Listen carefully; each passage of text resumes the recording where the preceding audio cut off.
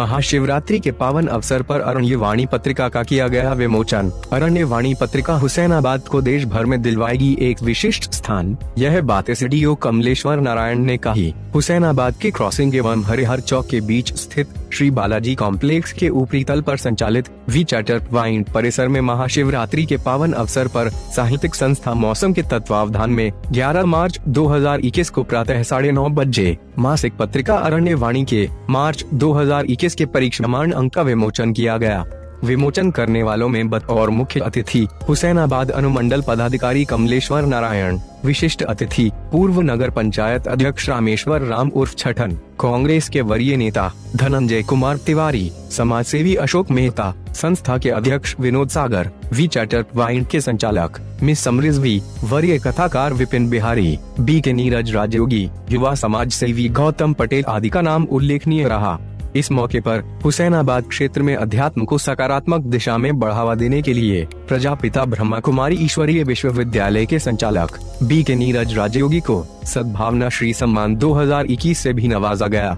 मौके पर कार्यक्रम के मुख्य अतिथि हुसैनाबाद अनुमंडल पदाधिकारी कमलेश्वर नारायण ने कहा कि जिस तरह से विनोद सागर के संपादन में अरण्यवाणी पत्रिका में देश भर के स्तरीय रचनाकार शिरकत कर रहे हैं, वह दिन दूर नहीं जब हुसैनाबाद को पूरा देश अरण्यवाणी पत्रिका के सफल संपादन के लिए जानेगा। आज के इस पत्रिका के विमोचन कार्यक्रम में प्रमुख विनोद सागर जी, अशोक मेहता जी, नीरज जी और यहाँ उपस्थित छठन जी, आपके उपस्थित सभी सम्मानित अतिथिगण, आप सभी का हार्दिक अभिनंदन है।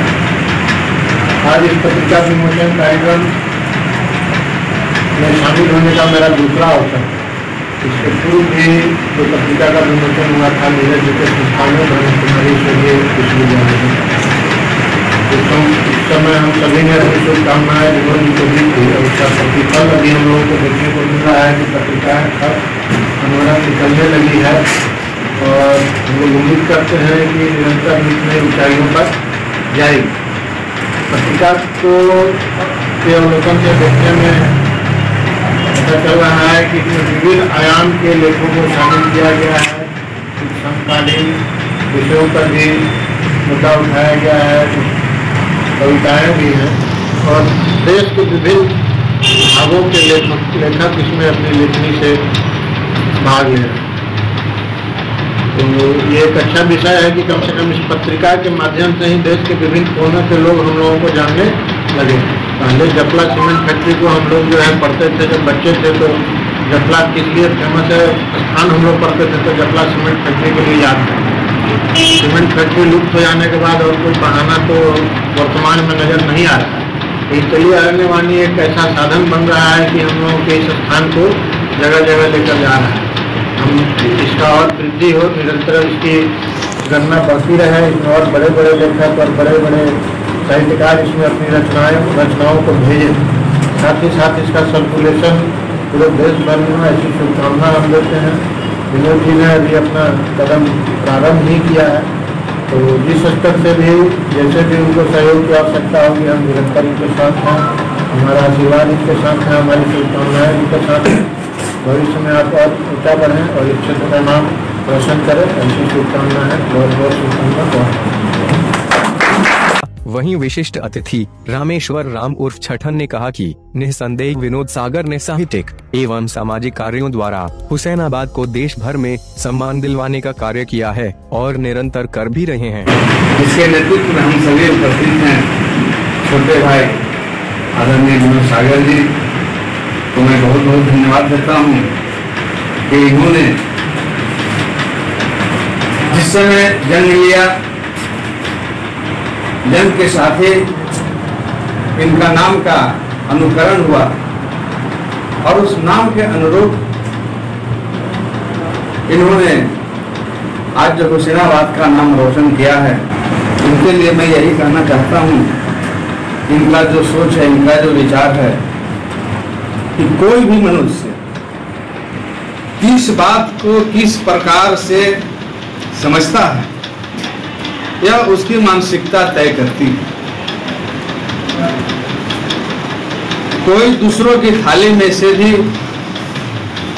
छीन कर खाने में अपनी शान समझता है, तो कोई अपनी थाली में से भी दूसरे को निवाला खिलाकर भी अपने आप को संतुष्ट होता है। सारा खेल संस्कारों और समझ और मानसिकता का है, लेकिन एक बात तो तय है कि जो छीन कर खाता है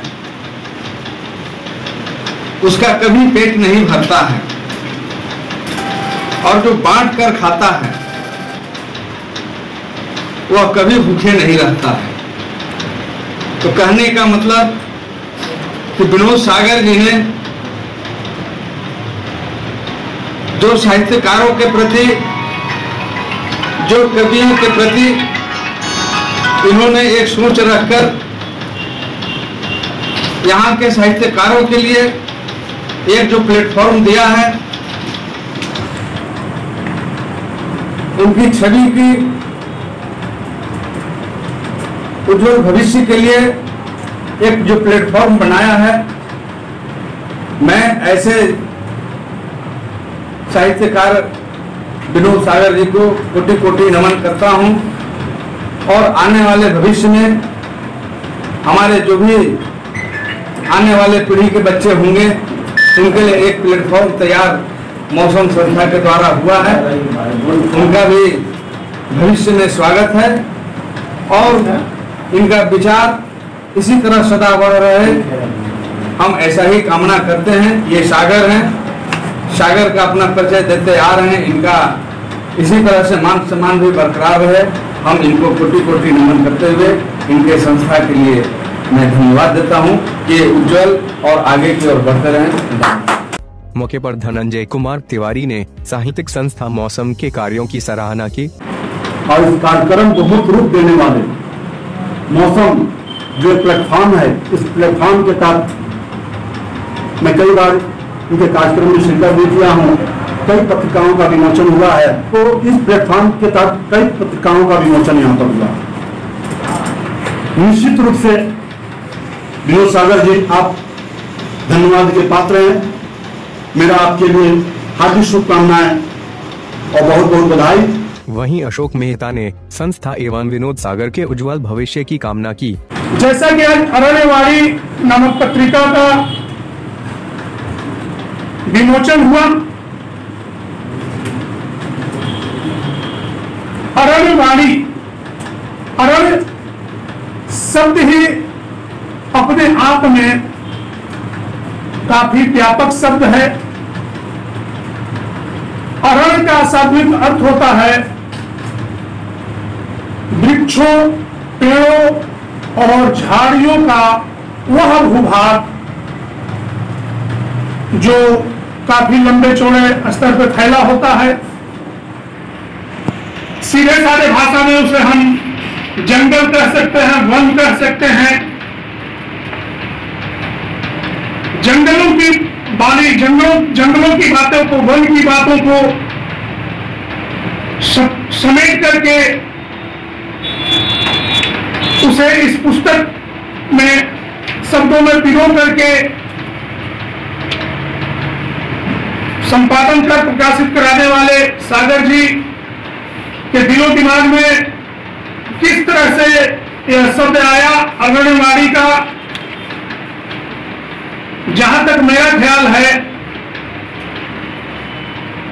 कि अरण्यवाणी का नामकरण होते ही, करने से पूर्व कहीं न कहीं साहित्य के इस नौजवान को किसी न किसी रूप में केवल जंगल, झाड़, झाड़ियों से भरा हुआ क्षेत्र ही अरण्य नहीं दिखा, कहीं न कहीं ये कंक्रीटों से घिरता हुआ यह धरा भी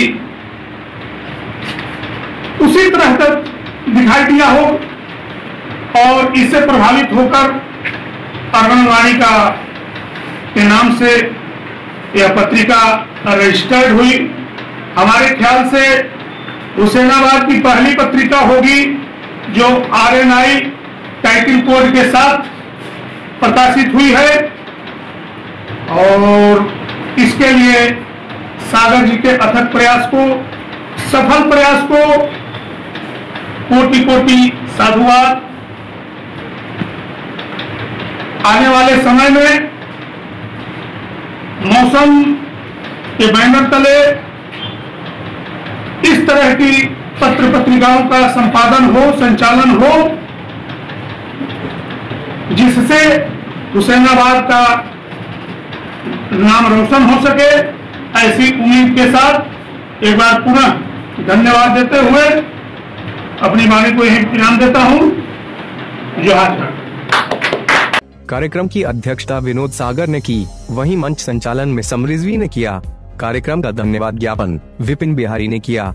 कार्यक्रम को सफल बनाने में संस्था के सचिव मनोज कुमार प्रजापति, सिप्तन मिर्जा, संतोष ठाकुर, उत्तम कुमार, लक्ष्मी प्रसाद सिंह, पवन कुमार सिंह, अशोक सोनी आदि ने महती भूमिका अदा की। रिपोर्ट उत्तम कुमार एवं पवन कुमार सिंह की। खासकर विनोद सागर जी को, क्योंकि कभी पता नहीं कहां से ऐसे ऐसे शब्दों की मूर्ति बिखरते रहते हैं कि समय पे समाज को आईना दिखाते रहते हैं। आज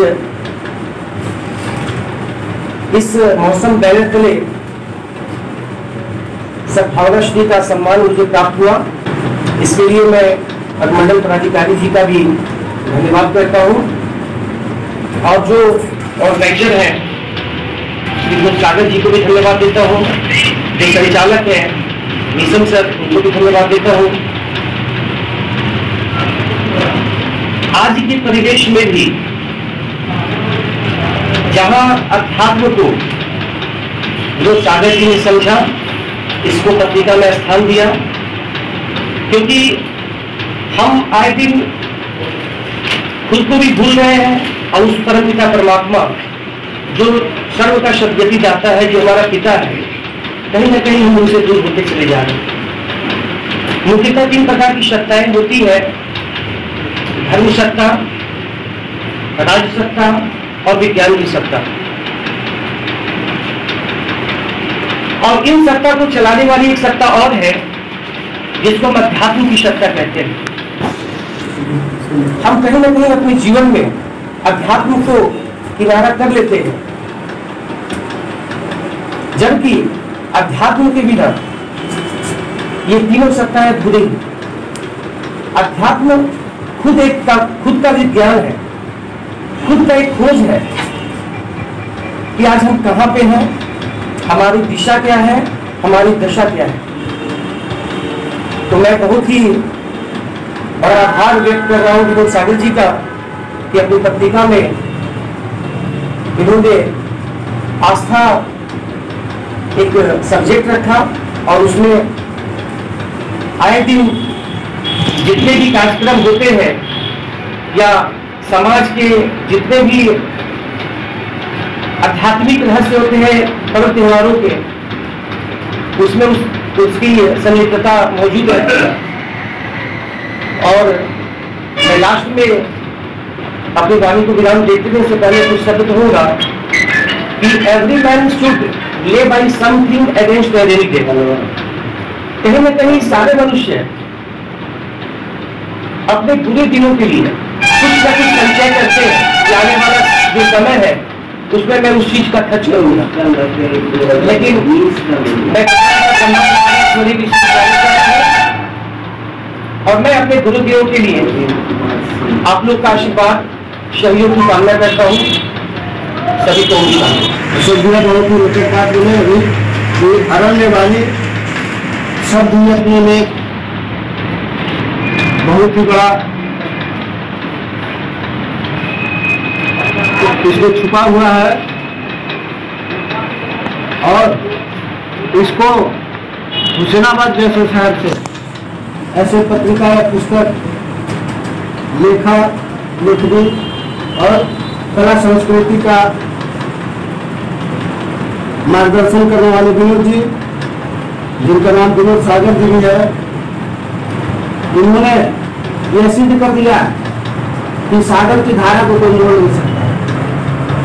वे जिधर चलते हैं निश्चित रूप से वे अपना धारा को तय करते हैं, और अपने कर्मों से इन्होंने एक छोटे सी जगह में यह बात सिद्ध कर दिया